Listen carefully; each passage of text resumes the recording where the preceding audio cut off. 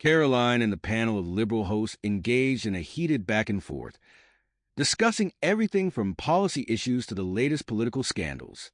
Karoline held her ground, articulating her points with the confidence and passion she was known for.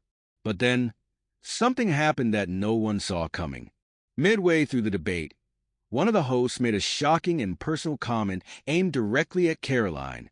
The audience gasped, and Karoline's face turned from composed to stunned in an instant. It wasn't just a disagreement over politics anymore. This had crossed the line. The comment was not only inappropriate, but also deeply offensive, attacking Karoline's character in a way that left everyone in the room in disbelief. For a few moments, there was a tense silence. The host seemed to realize the gravity of what had just been said, but instead of apologizing or retracting the comment, they doubled down. The show continued, but Karoline remained visibly shaken. She finished the segment as professionally as she could, but the damage had been done. As soon as the cameras stopped rolling, Karoline knew she couldn't let this slide. What had happened was unacceptable, and it wasn't just about her. This was about standing up against the toxic culture that had taken over so much of the media and politics. She decided then and there that she would take action, and it wouldn't just be with words. After the shocking incident on live TV, Karoline Leavitt took some time to reflect on what had happened. She knew the comments made against her were not only damaging to her reputation, but also a blatant form of character assassination. It was a clear attempt to silence her voice, a tactic she had seen used against conservative figures before. But Karoline wasn't the type to back down. She spoke with her team of advisors, lawyers, and close friends about the next steps. Many people suggested she simply issue a statement condemning the remarks and move on. But Karoline felt that wasn't enough. The comments were part of a much larger problem, one that had been growing in the media for years. If she let it go, it would send a message that this kind of behavior was acceptable. And for Karoline, that was simply not an option. "I'm suing them," Karoline declared during a meeting with her legal team. "This isn't just about me. It's about setting a precedent. People need to know that they can't get away with this." Her lawyers agreed. They began preparing the case, gathering all the necessary evidence, including recordings of the show, transcripts of the offensive comments, and statements from witnesses who were present during the live taping. It was going to be a high-profile lawsuit, one that would likely dominate the headlines for weeks, but Karoline was ready for the fight. The liberal TV show had built its brand on controversy, but this time they had gone too far.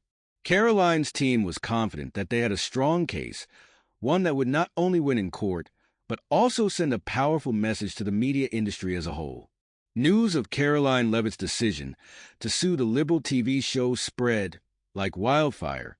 Within hours of her announcement, the story was all over the news. Conservative media outlets rallied behind Karoline, praising her for standing up to the bullying tactics of the liberal media. On the other hand, liberal networks tried to downplay the incident, framing it as nothing more than a heated debate that had gotten a little out of hand. But the more people looked into the details of what had happened, the clearer it became that this wasn't just a case of political sparring. The comments made about Karoline were personal, insulting, and completely uncalled for. As the media frenzy grew, so did the pressure on the TV show and its hosts. They were now in the spotlight for all the wrong reasons. Karoline remained calm throughout the media storm, giving a few carefully chosen interviews where she explained her decision to sue. She emphasized that this wasn't just about her. It was about accountability. People in the media need to be held to the same standards as everyone else, she said in one interview. They can't just say whatever they want without consequences, especially when those words are meant to tear someone down. Meanwhile, behind the scenes, the liberal TV show was scrambling to do damage control. Their lawyers were reviewing the footage, trying to figure out how to defend themselves in court. The hosts issued a half-hearted apology on their next broadcast, but it was too little, too late. The lawsuit was moving forward, and there was no stopping it now. As the legal battle between Karoline Leavitt and the liberal TV show heated up, both sides were preparing for what promised to be a high-stakes court case. Karoline's legal team was working around the clock, building a solid case that would prove the comments made about her were not only defamatory, but also intended to damage her reputation. The TV show's lawyers, on the other hand, were trying to downplay the severity of the situation. They argued that the comments were made in the heat of the moment during a political debate and that they didn't rise to the level of defamation. But Karoline's team wasn't buying it. They had the footage, the transcripts, and the witnesses to prove that the remarks were far more than just a slip of the tongue. As the court date approached, the media frenzy only intensified. Every major news outlet was covering the story, with commentators on both sides of the political spectrum weighing in. Some saw Karoline as a hero, standing up for herself and holding the media accountable. Others criticized her, saying she was overreacting and that the lawsuit was nothing more than a publicity stunt. But Karoline didn't care what the critics said.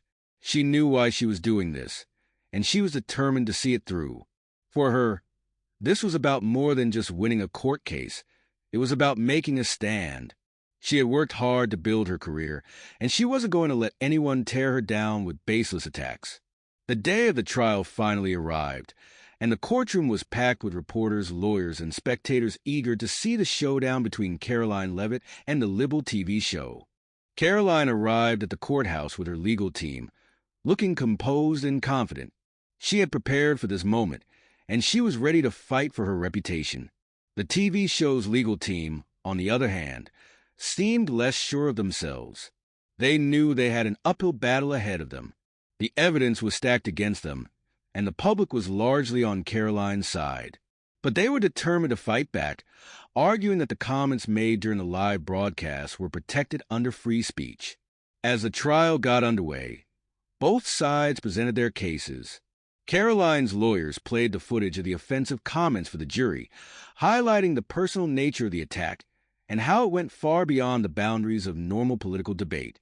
They also called witnesses who had been present during the taping to testify about the impact the remarks had on Karoline.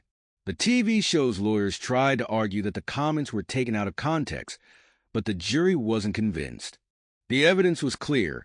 This wasn't just a case of heated political rhetoric. The comments were meant to harm, and they had done just that. After days of testimony and arguments, the jury finally reached a verdict. The tension in the courtroom was palpable as the judge prepared to announce the decision. Karoline sat quietly, her hands clasped in her lap, as she waited to hear the outcome of the case that had dominated headlines for weeks. When the judge read the verdict, the room erupted. The jury had ruled in Karoline's favor, finding that the comments made about her were indeed defamatory and that the TV show was liable for damages. It was a major victory, not just for Karoline, but for anyone who had ever been the target of unfair and malicious attacks by the media. Karoline smiled as the judge thanked the jury and adjourned the court. She had done it. She had stood up for herself, taken on the liberal media, and won. It was a moment of triumph, one that would be remembered for years to come. Outside the courthouse, reporters swarmed Karoline, eager to get her reaction. She gave a brief statement, thanking her legal team and everyone who had supported her throughout the trial. "This wasn't just a victory for me," she said. "It's a victory for anyone who believes in fairness, accountability, and the truth." With the trial behind her, Karoline Leavitt was ready to move forward with her life and career. The lawsuit had taken its toll emotionally and financially, but it had also cemented her place as a powerful voice in conservative politics. She had proven that she wasn't afraid to stand up for herself, no matter who was on the other side. In the weeks that followed, Karoline continued to make headlines, not just for her legal victory, but for the message she had sent to the media. She had held them accountable, and in doing so, she had inspired others to do the same. People across the country, from all political backgrounds, reached out to her, thanking her for taking a stand and refusing to be silenced. Karoline knew that this was just the beginning. The fight for fairness in the media was far from over, but she was more determined than ever to keep pushing forward. She had made her mark, and there was no turning back now. As she looked toward the future, Karoline couldn't help but feel a sense of pride. She had faced one of the biggest challenges of her career and come out stronger on the other side. And now, With the support of her growing base of followers, she was ready to take on whatever came next.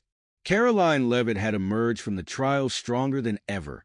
The media coverage surrounding her victory catapulted her into the national spotlight in a way she hadn't anticipated.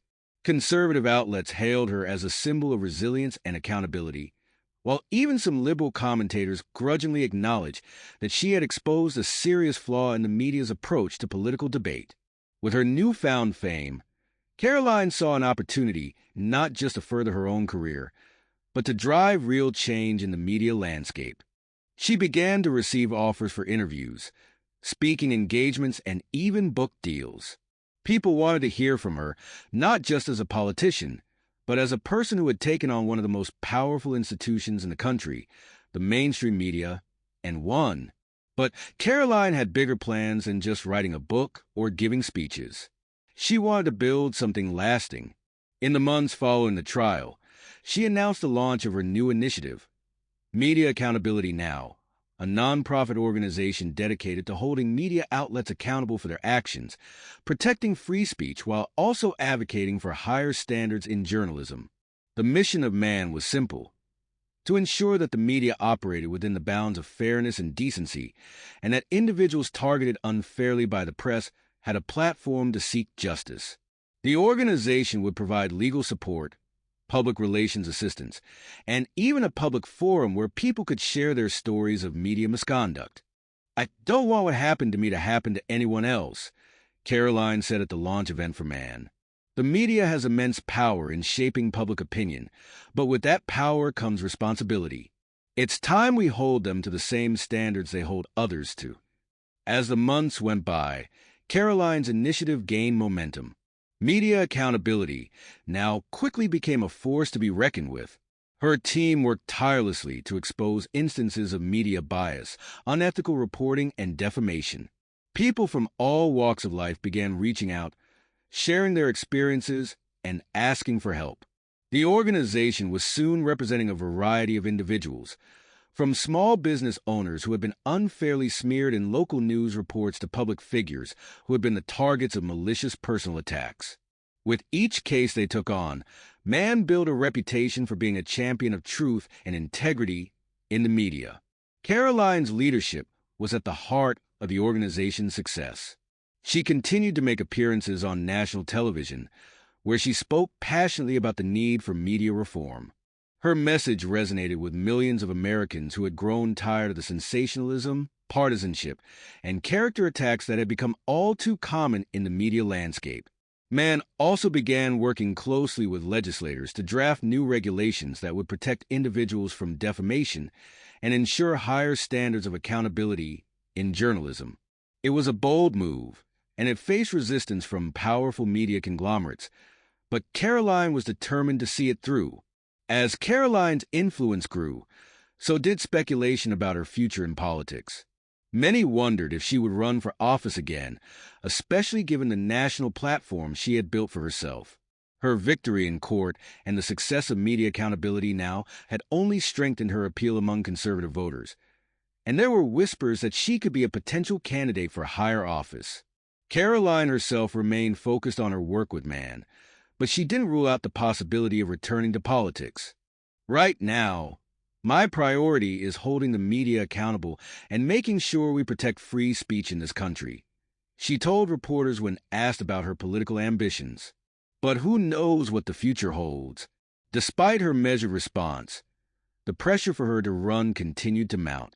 Political allies, supporters, and even donors began encouraging her to consider a Senate run in her home state. The timing seemed perfect. Her approval ratings were high, and she had a powerful message that resonated with voters across the political spectrum. Finally, after months of speculation, Karoline made her decision. At a packed rally in her hometown, she stood before a crowd of cheering supporters and made the announcement they had been waiting for. "I've spent my career fighting for what I believe in, whether it was standing up for conservative values in politics or taking on the media when they crossed the line," Karoline began, her voice full of conviction. "And today, I'm ready to take that fight to the next level. That's why I'm announcing my candidacy for the United States Senate." The The crowd erupted into applause, and Karoline's supporters knew that they were witnessing the start of something big. Karoline Leavitt wasn't just making a comeback. She was poised to become a leading voice for conservative principles on the national stage. The weeks following Karoline's announcement were a whirlwind of activity. She hit the campaign trail with the same energy and determination that had made her such a force to be reckoned with in her legal battle. Her message of accountability, fairness, and restoring integrity resonated with voters who were tired of the political establishment and the media's role in shaping public opinion. Her campaign was unconventional, relying heavily on grassroots support and social media to spread her message. Karoline understood the power of connecting directly with voters, bypassing the traditional gatekeepers in the media. She held town halls, answered questions on live streams, and spent countless hours meeting with voters face-to-face. Her opponents, both in the primary and the general election, underestimated her at first. They assumed that her focus on media reform would be a niche issue that wouldn't resonate with the broader electorate. But they were wrong.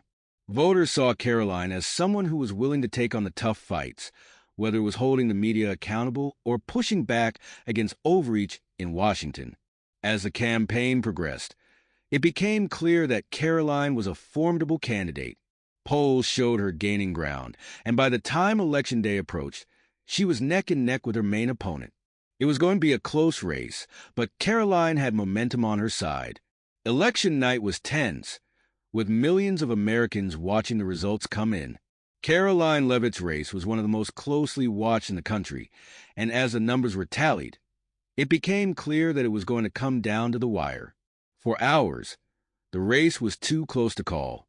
But finally, in the early hours of the morning, the networks made the announcement. Karoline Leavitt had won. The room erupted in cheers as Karoline took the stage to deliver her victory speech. She had done it. Against all odds, she had not only taken on the media and won, but she had also won the trust of the voters. She was now a United States Senator, ready to take her fight for accountability and fairness to the halls of Congress. "Tonight is not just a victory for me," Karoline said as she addressed the crowd. "It's a victory for every American who believes that we deserve better from our media and our government. I promise to continue fighting for you, to stand up for what's right, and to always put the people first." As she left the stage, Karoline knew that the real work was just beginning, but she was ready. She had fought hard to get to this moment, and she wasn't about to back down now. The future was bright, and Karoline Leavitt was ready to lead the charge. As Karoline settled into her role as a senator, she wasted no time in getting to work. She introduced a series of bills aimed at reforming media practices, protecting free speech, and ensuring that individuals had recourse when they were unfairly targeted by the press. These were issues close to her heart, and she was determined to see them through. Her first major piece of legislation, the Media Accountability Act, was a comprehensive reform bill that aimed to create stronger protections against defamation and hold media outlets to higher standards of accuracy and fairness. It faced fierce opposition from media lobbyists, but Karoline's persistence paid off. After months of negotiations and amendments, the bill passed with bipartisan support. The passage of the Media Accountability Act was a landmark moment, not just for Karoline but for the country. It marked the beginning of a new era, one in which the media was held to the same standards as the people they reported on. And it sent a powerful message that truth and fairness still mattered in American society. Karoline's tenure as a senator was defined by her commitment to these principles. She continued to fight for the issues she believed in, never shying away from a challenge, and always standing up for the people who had put their trust in her. Looking back on her journey, from the shocking incident on live TV to her rise as a national leader, Karoline knew that every step had been worth it. She had made a difference, and she had proven that no matter how powerful the opposition, one person could still make a lasting impact. The fight for accountability was far from over, but with Karoline Leavitt leading the charge, the future looked bright.